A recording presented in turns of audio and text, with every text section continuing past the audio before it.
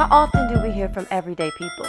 Hear stories from someone who look like you, work like you, live like you do. The good, the bad, most importantly, the truth. Because we're not all celebrities. We don't have a camera following us around to document our reality, but we do all have problems, issues, an elephant in the room that we continue to avoid in hopes one day will fade away. Well, I say, let's talk about it.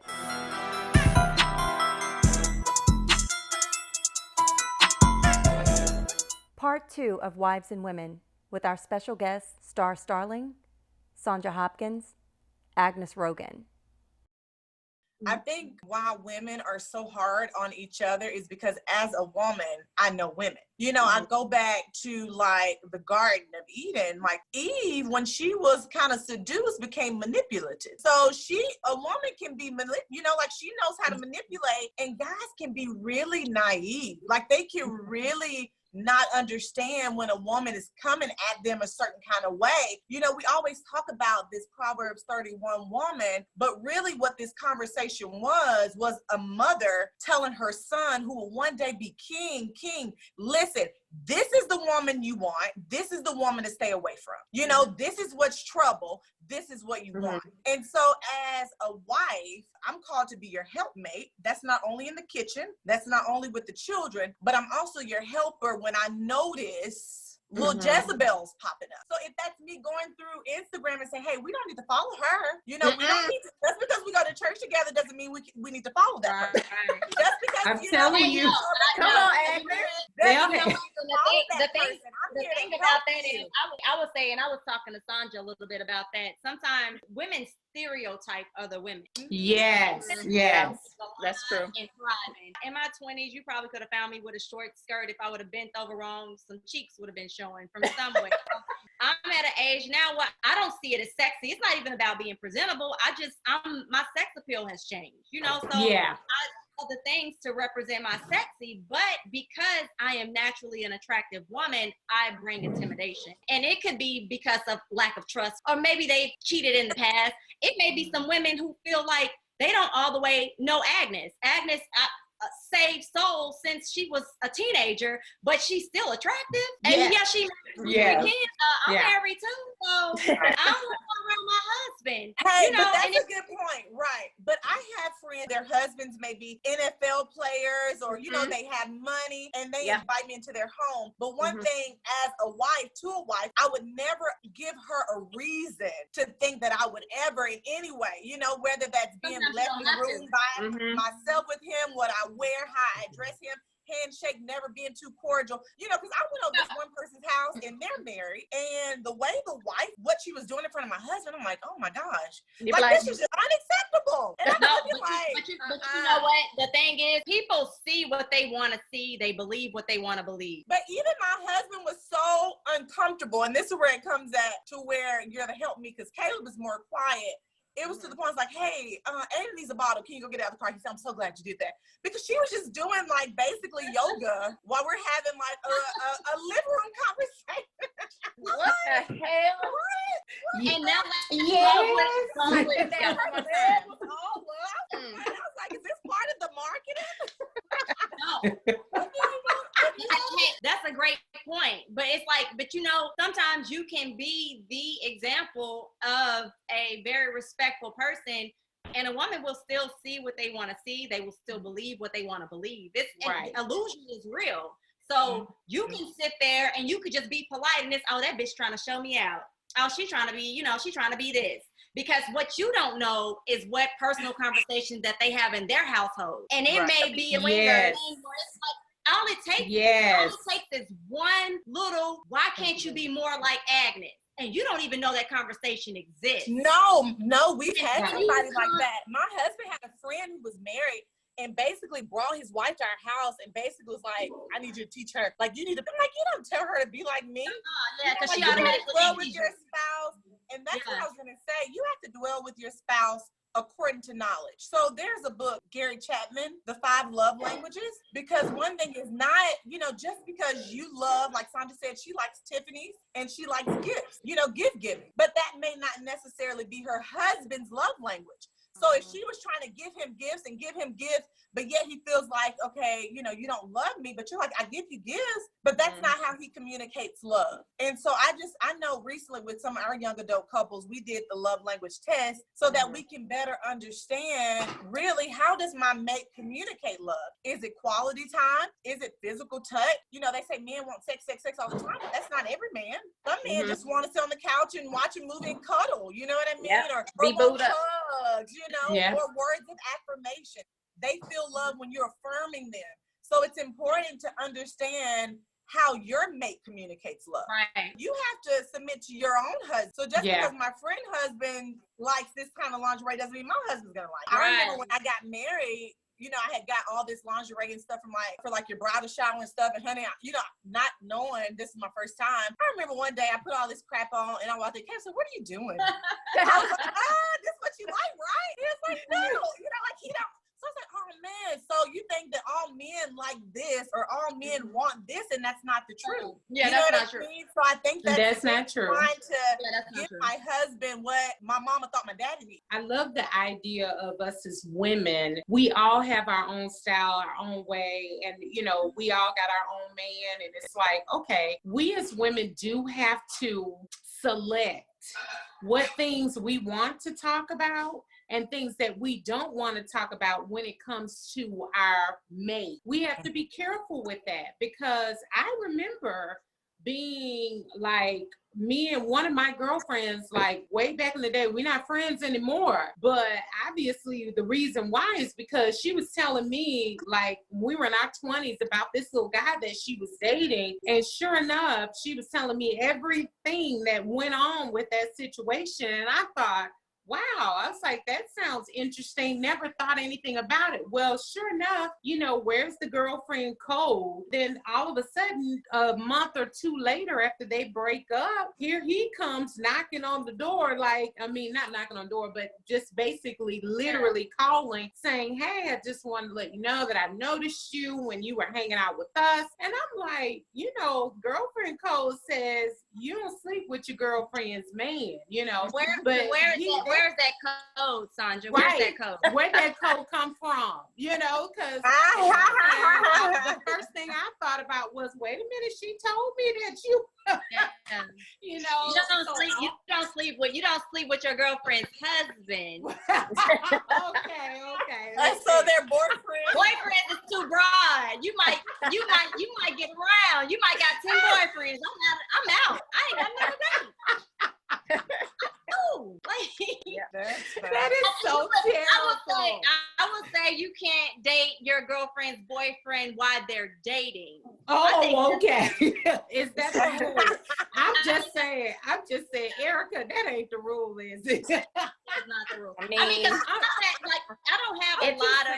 It is kind of the rule, yeah. It is kind of, but for me, I was like, I can't lie and say that I wasn't like, whoa, wait a minute, I'm interested in this situation, because the curiosity was there. People's imagination is there, and you have to really be careful when you put those images in people's head. Now, you can't stop people from feeling the way that they feel. There's some things that you just cannot change. People will go out, they're going to feel a certain way, they're going to look a certain way, they're going to do certain things. But, you know, I think that it's important for you to make sure that there are certain things that you do keep to yourself as a married woman, because I don't mind showing people that, you know, that my husband will do an upgrade on first class, or, you know, our next trip, we're like, let's go private. Let's do this. Let's do that. Not just married, but period. But period. And you have to kind of keep that to yourself sometimes. Yeah. And I learned that the hard way. You know, so because they come creeping. You know, they come curious. They like, oh, you treat me like, you treat her like that. I'll do all this for you. And they pay attention. Girls pay attention. It was back in my college days. I was raised around, my mom used to tell me, you have associates, your family's your friend. I had your friends for you, your sisters are your friends. And I'm like, they don't even deal with me. You know, like me and my little sister, we got closer once we were adults. We were 19, 20 years old. My whole childhood, I couldn't stand her because I felt like she took my attention away from me, you know? But I get to college and I meet these girls and I'm like, oh, I'm confiding in them. These are my sisters. We're sisters, you know, like we're cool. And they see me dating a guy and they're like, oh, he's doing that for Jackie. I wonder what he'll do for me. And I learned that the hard way. And it was like, it was a situation where I was over my boyfriend's house and there's a knock at the door. And he goes to the door and it's my girlfriend. And he goes back to sleep. And I mean, he lay down. He's like, oh, that's for you. That's such and such. And I'm like, she don't even know I'm here. I haven't even told her I was here, but she's been there with me before. And so I said, she came for you. So you go back to the door. So he goes back to the door and she's, hey, how are you? I was in the area going to Hickory Hollow Mall. I thought I'd come by and see if you wanted breakfast or something. And he was like, oh, Jackie back there. And you could hear the silence in her voice, like, oh shit. You know, she was, I've been calling you. I knew you had to be here. Like, no. You know, and it just showed, you know, like it showed real early. And that was the first case. And then the second case was another situation, but it's like, you show me who you are the first time, you got to believe who they are. You got to believe it. You have to believe it. You got to believe it. Like, you can't be and like, then, oh, she was really just trying to see if I was there. Like, no. No, she wasn't. She was trying to screw your man. And that's just the bottom line.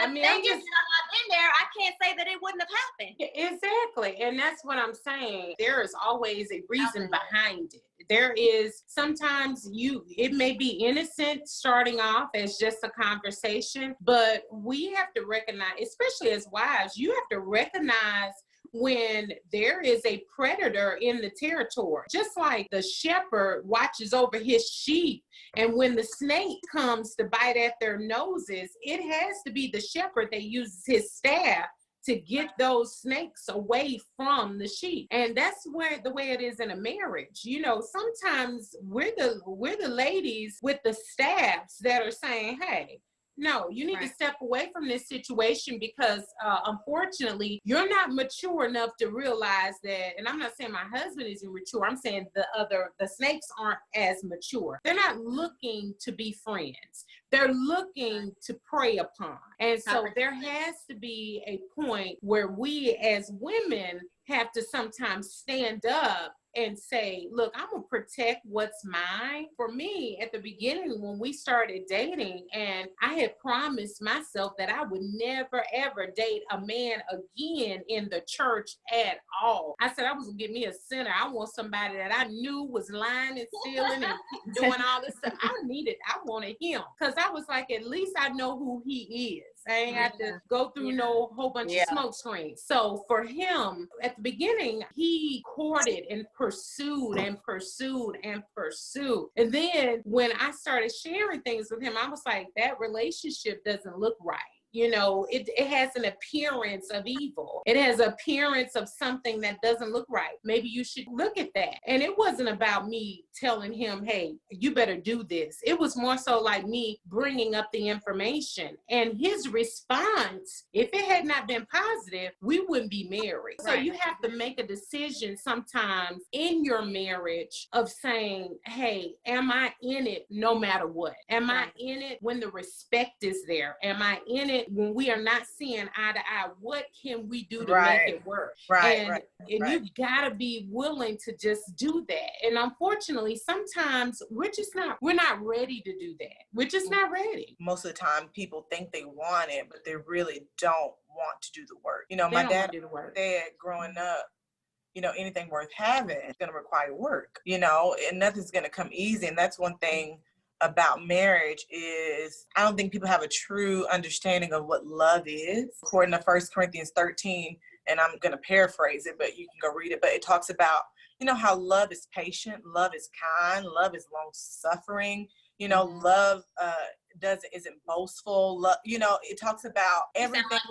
Let's Lauryn Hill. Love is unboastful. I mean, but this is what love is. Another thing that my mom always said, you know, never say what you never will do or what you never will put up with until you don't know what you would do until you're in that situation to where you gotta weigh your options. I'm gonna force you to make that decision right now because as a whole, we have given viewers a lot to think about, a lot to absorb, a lot to actually just kind of compare with their own lives. So if you found out that your husband, your boyfriend, your main interest was cheating, what would you do?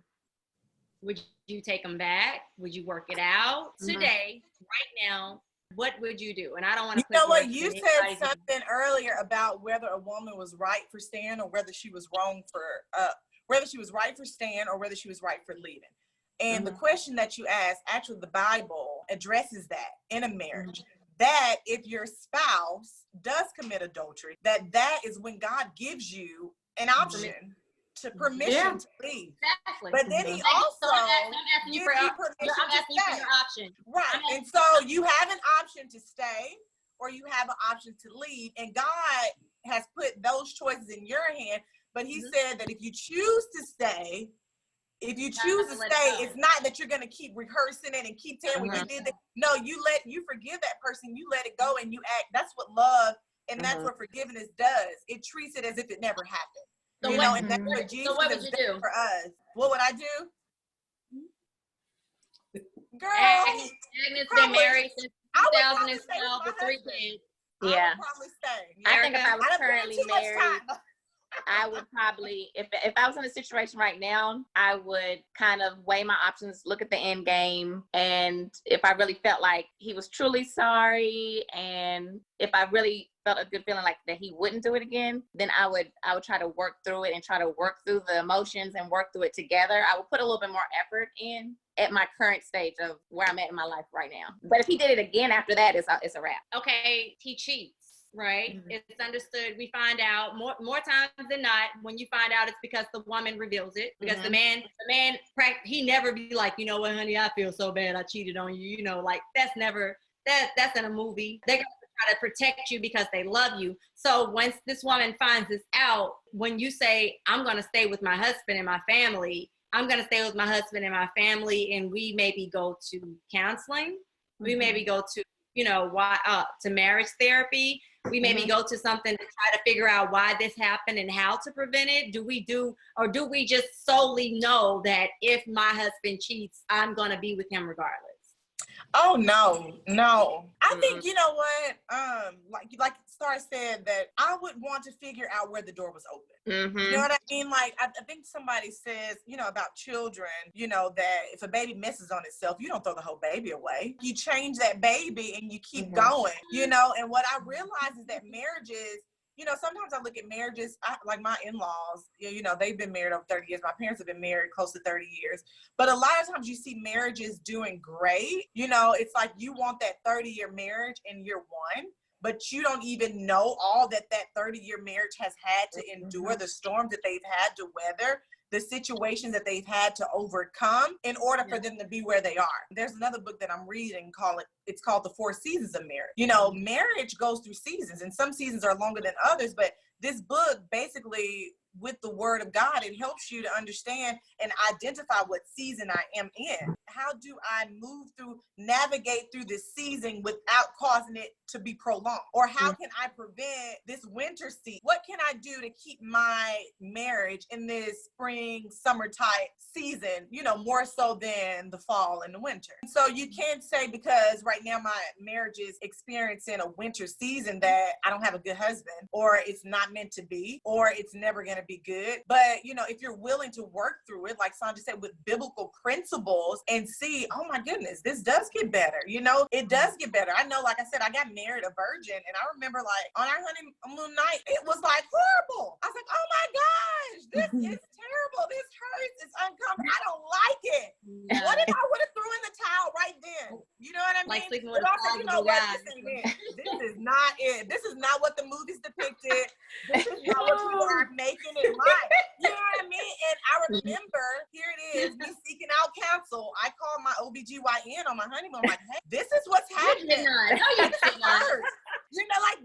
not what I thought. And he was like, he laughed. He said, listen, you can expect this for the next few months. You know what I mean? Mm-hmm. So he gave me counsel and wisdom on, okay, the more you do it and you use the right thing, you know, he taught, you know, how to talk me through how to get through this, navigate through this season. Baby. You know what I mean? And but now, like, it's like, okay, I got it. You know, so it gets better as you seek godly counsel. Oh And you God. work through I it. know. But I'm you so understand, sorry. like, That is what so am I gonna funny. do I now? know. Like, honey, this is not it.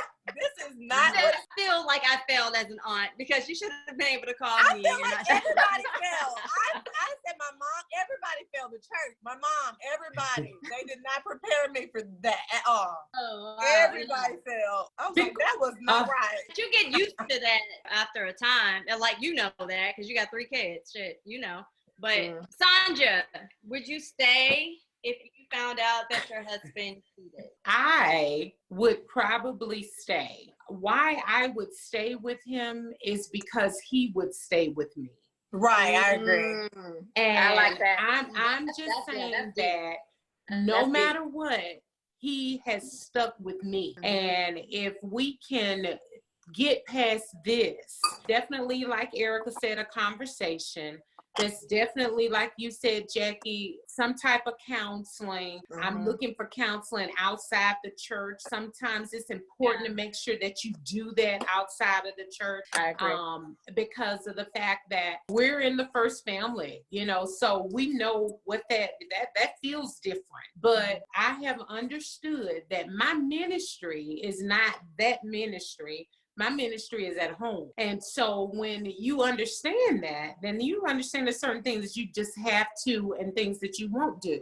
So for me, I think the biggest thing is that if he's walking in a level of forgiveness when it comes to you, then you should be willing to reciprocate the same things. Because see, one sin is not bigger than the other. Right. It's just emotionally how we respond to it is what makes it different. And so even if he cussed you out last week, it's supposed to be on the same level as if he was this person that was unfaithful. But yet and still, there are so many levels of unfaithfulness that come from a whole bunch of other situations. It has nothing to even do with sex outside of marriage. It could be pornography. It could be, you know, talking of, Wait, is pornography a deal breaker? Do y'all feel like pornography? No. I'm saying not for me. So Agnes, I don't know. Agnes' face. Wait, listen, no. So Kurt Franklin and his wife, she okays pornography for Kurt Franklin. He what? He what? Say? Kurt Franklin's wife approves pornography for him. Oh, I know. I can attest that, I don't know pastors per se, but I know some deacons, and their wives are like, I would rather know that it is done in the house than to have them go outside. Hold on, if it's done, and that says a lot about the level of trust. But we should have Erica, a whole me, nother you subject. should not have brought that up. Erica, we should have brought that up. No, that's true. So like, no, you start letting him watch pornography, then he gonna want you to let somebody come in the bedroom, honey. No, you can say no. You can say no. Now, My thing is, I'm gonna give y'all the unsaved answer because y'all are so. So civilized. I mean, just give us the answer. It doesn't matter. No right or wrong. There's no right or wrong here. So this is where I'm at in my life right now. If my dude, if he cheats on me, I'm gonna forgive him after I cheat back. That's just me. I agree too. That's just me. It's just me. Like it's I for an eye. I am a very secret person. If we gonna clear the slate, baby, let's make sure we feel the same damn way. So hey, but can I say something? A woman cheating on a man is different than a man cheating on a woman. No, it's not. Because I swear to God, I can walk away like this, just like a dude can. No, seriously, this is one thing that, because the way a man views his wife as, you know, this treasure, this untouchable, they don't want they don't want the thought of another man I know. even being with you. It's funny, like even like me and Caleb, we met in high school. He don't even want to he don't want to hear about like kindergarten boyfriends. He don't want to hear about if you thought you was in love in ninth grade. Like, I've been your only love. It's something about you being their treasured pride. They're untouched. You know what I mean? That's because once a woman goes and does something, a man can check out. Like he can say, but he checked out. That is my silver lining. This is where I'm at right now. If you want me to forgive you and say that this was a mistake, babe, I made the same mistake. No. So are we gonna get past it? Are we gonna get past it? Or are we, do you got a problem, the equal problem that I have? Why you want me to be the tough one? I'm gonna bring up the fact that you the head of the household, you supposed to be the provider, you supposed to set the examples for the family. I'm gonna do it all. I mean, you're gonna really have to digest the fact that you want me to forgive you for something and admit that you can't forgive me for it. So are we gonna forgive each other? I'm very typical. Go deeper in a hole. I'm very typical. Prevent the hole. Hey, God is working on me. I don't know how to turn up. I don't know. Well, I mean, the thing is, I sent Jackie a question, which was, what's a deal breaker in your relationship? And you have to make a decision on what is a deal breaker. Yeah. And if cheating is a deal breaker for you, then it is. Yeah. I mean, that's just the bottom line. But I'm not saying, I don't think that cheating is a deal breaker for me. I honestly, because of how I was raised and the examples that I was set forth, I honestly believe that once I get married, I will be married. But if you cheat on me, I'm going to cheat on you. And that's just not but that's a deal breaker. That's what that means. Sleep at night. So if we can get past that together, we're gonna be stronger. No, you can't do that. That's not what marriage is. But if you feel like, because my thing is, so my MO is always that I prefer a man to break up with me so they can see what they lost and walked away from. So I would rather you decide that you cheat first, but when she cheated back, I couldn't take it. And now you're having to settle for something below me because I'm going to prevail, but I'm not going to give you that. I'm not going to give you that one up. You're not going to get that one up. No. You can't go in marriage with that mentality, Jackie. So you're telling me that, baby, I'm so sorry. I cheated. I made a mistake. Forgive me. And when I cry my tears back, they not genuine.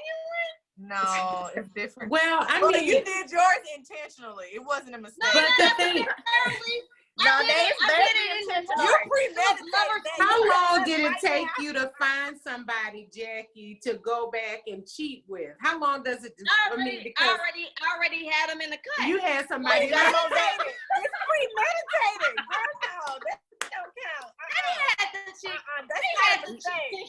You go through that phone. You gotta throw your black book away. You ain't even doing this right. The black book. I don't need no black book. I got mine up here. You gotta erase that memory. Erica, what they should be thankful for is that I did if I don't go and make sure that my revenge is with somebody that I know they can't stand. You don't want to. That's bad. And that's because remember we said no sin is bigger than the other one. Let's stay focused, ladies. So when I go to the sin and I repent, God got to forgive me just like He forgot whether it's premeditated or not. But God is not a slot machine. You just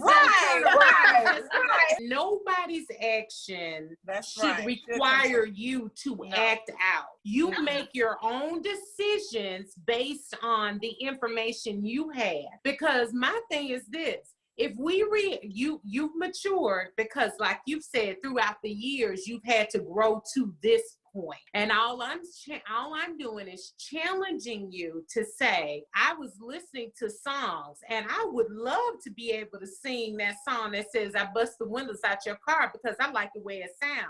But me personally, I don't like to act outside of my character because I don't feel good about it when I finish. Now, Aggie probably never had to do this, but when I used to cuss people out before, it felt real good. You know, I felt good about that. You don't do it no more? If I just called you just a down raggedy, it was wonderful. But now I don't feel that way. It doesn't feel good to do that. So I'm saying, as you grow, as you continue to mature. That's why I say right now, today. Yes. This is today, where I'm at. This is where I'm at today. What I want to do. Now, next year may be something different. Next week, I may think about what we're talking about tonight, and it may be something different. But right now. Well, that's all I can ask.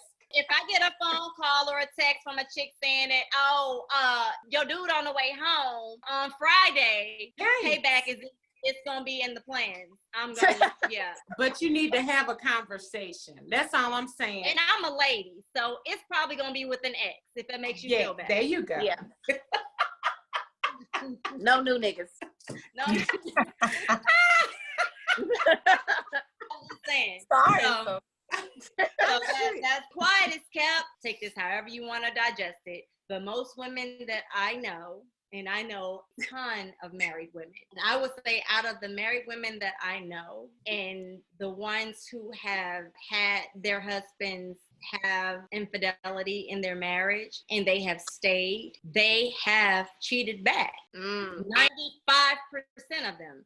And They are tighter. They are in the service. They are community workers. They're all of that. That's when people be like, oh, that's a facade because I know this chick and I know this other chick and I know this chick. That's when church becomes a facade for some people and they stop believing in it. But you have women who are in the choir, who are over Bible study, who feel like this is what's going to make me deal with my marriage. And that's what they do. They do it. And there are men who are sensitive. We've all established that men are sensitive creatures, and men talk to their men like women talk to their girlfriends. Men let men know who they trust to not let anybody else know that they've slept with this wife. That's the truth. So it's not uncommon. It's not like, oh my God, this does not happen. Yes, it does. It happens. It happens more commonly than Agnes, that a woman who will take her husband back and not seek revenge. I admire you for that. I hope one day in my 60s I get there. Because you said you've seen women who have done that, but where has it gotten them? Because I think about a man. That can anger them to the point to where now domestic violence can start. That woman can end up dead. You know what I mean? Like you know where it's gotten them. It's gotten them to school functions. I get to present myself as Mrs. with my husband. Yeah. Gotten them to at graduation. We can take a family portrait. And you said that she cheated back, right? We go out separately. Have you all seen Ambitions, produced by Will Packer? I advise you to see that. The mayor of Atlanta has mistresses, and the wife who's played by Robin Gibbons, she says to one of the mistresses at a power woman, she says, I want you to know me and my husband we have an agreement. And she talks to the woman, and she's sleeping with another man. That's a whole nother story. But so it's like we are tolerating each other for the front, for how it looks. And there is so many people that are going through that motion. That's why it's hard to believe. Agnes is one of the rare cases that I know, which is why I made it a point. I wanted to make sure that she was on this episode because she is a diamond in the rough. People don't see her every day, but you have people who don't know her and people who think they know her, who see her post an Easter picture of her and her husband and her 3 kids and be like, that bitch ain't that easy. And that is reality. And you know why they feel that way? Only because they are married and their life is shit. Right. But And can they I say, feel like I think everybody is painting a facade because if I'm not happy, ain't no way she happy. This bitch ain't happy. Right. Like, and that's how it happened. And you, oh, she's living by God. Oh my God, she's so, everything is a Bible verse. Everything is this. Everything is that. And they don't believe it because they have lost faith, because they feel like God has betrayed them, betrayed their marriage, betrayed their confidence, betrayed anything. Like my children don't have both of their parents at home happily. They may be together, but one may be living in a guest room, one may be living in a family room. And they come together for family pictures. It's, oh my God, my happy family.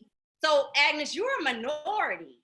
Well, that's what I'm saying. How can I take being a minority and make it the majority? Because what I'm, I may be the minority, but I didn't come from a home to where both parents were living this godly life. And they, like I didn't come from that home. The home that I came from, statistically, I should have been like, the majority. Yeah. But I had to make a decision that the home that I came out of would not be the home that I create for my life, you know? And so even, like I told my siblings, we had all these different images, but then when I finally truly got an image of what a God family was like, and that was my husband's parents, like his family. I saw how his mom and dad built their home off the word of God. Like they enjoyed each other. They were always around each other. They wanted to be around each other.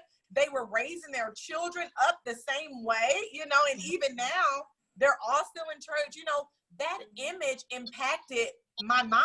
And so I was like, if they were able to build this off the word, then we have to use the word to build our marriage. Because if you don't, you revert back to what how your mom and dad communicated to one another, how they resolved conflict, how they dealt with money, what they thought was okay with kids. You know what I mean? So you have to be, I don't want to say generational curses, but you have to be the one to draw the line in the sand and say, okay, it ends here. Everybody may be doing it, but I refuse to let that be my life story. There's this analogy that I heard T.D. Jakes talk about. It was this two kids that grew up in this home, and their dad was an alcoholic. And when they became adults, the oldest son never touched alcohol a day in his life. And then the second son was an alcoholic. And they asked the first son, why did you never touch alcohol? He said, because I grew up with alcoholic.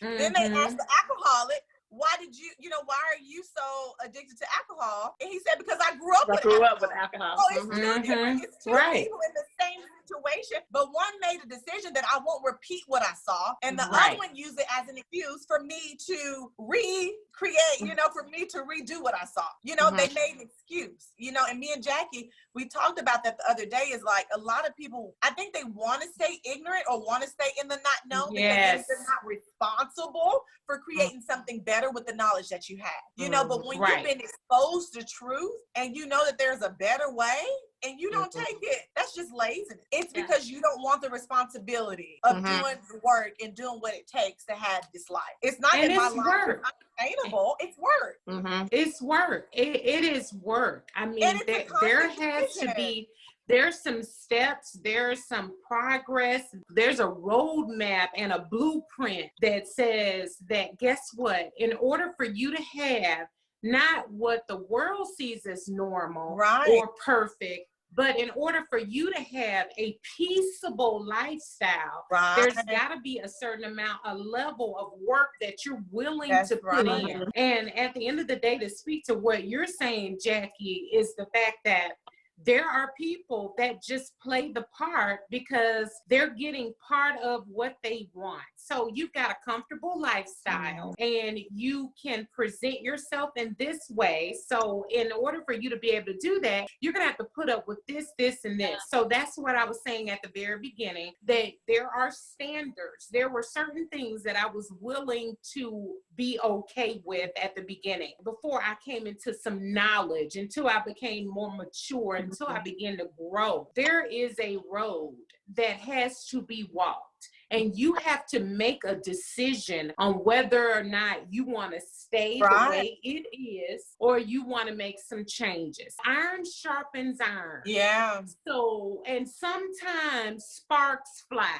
You may not agree, and there may not be a peaceable outcome. But what you do make a decision to do is say, you know what, we're going to agree that on this subject, I am okay with us working towards things. But if if he's not working and not willing to put in the work, or if she's not working and not willing to put in the work, then we can't go anywhere. No. And some people are stuck. Some people feel stuck. They are stuck. And I'm here to tell you that there comes a time where there is a rock and a hard place, and they stuck between that two. Yes, ma'am. And sometimes you have to make the decision and say, I'm not going to be that woman. I'm just not going to settle. I'm just not going to just be okay with things that are happening to me constantly. I'm going to make some changes and I'm going to ruffle some feathers, and today's sparks are going to fly, and I'm going to change. The only request that I have is that as long as you understand that there has to be a level of respect, no matter whether your relationship looks different. The new normal of marriage is not the same as when my mama and daddy got married 50 years ago. That was not it. That's not the new normal anymore. There are so many things that are negotiable. I have some non-negotiables, but there's some negotiables. There's some things that people feel like, hey, this is okay. We do this. So whatever works for you, work. And I'm not going to take that away from you, but I know what I believe and I know what's working for me. And if you get to the point that what you're doing is no longer working, then if there are some principles or some words or some instructions that I can give you, I want to make sure that you have it. The Power and Purpose of Woman by Miles Monroe. Miles Monroe, yes. It is a book that will speak to who you are, why you were created, and what your roles and purposes were on this earth, and what God's original intention was for you. And it really, really speaks to a lot of the things that foundational teachings that a lot of women did not receive growing up. You know, people say, you know, I'm looking for this mate to complete me, or he completes me, but God never intended for your mate to complete you. The way marriage was intended was for two whole beings to come together. You know, your mate can never be your everything. And he was never created to be your everything. That's God's job. And that's a big responsibility to put on anybody. It's for them to be my everything, my joy, my happiness. No, that's God.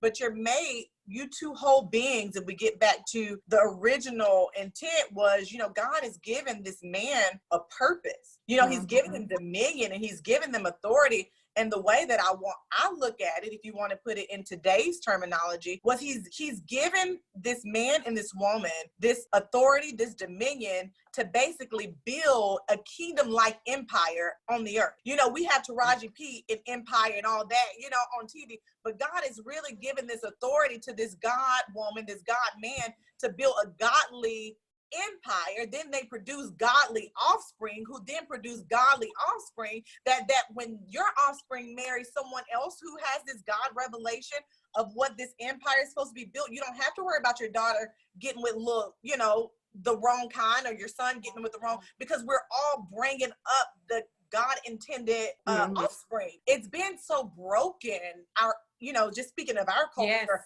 from slavery to where we are now, we've not even had the image of what God wants us to see, what a man and a woman is supposed to be together. You know, we've had our homes taken apart, and the mom separated from her children at birth, and the husband's not able to be the providers. Then we take these slave principles, because that's what we inherited, and then we raise up our children. I was reading the narrative of Frederick Douglass the other day, and I'm like, oh my gosh, so much of what he experienced in slavery is what I heard growing up. And so we ignorantly use these phrases and use these methods of raising our family that were intended to keep us below what we were supposed to be. So we had this distorted, broken mentality of what a husband and a wife. You know, I said, where does domestic violence come from?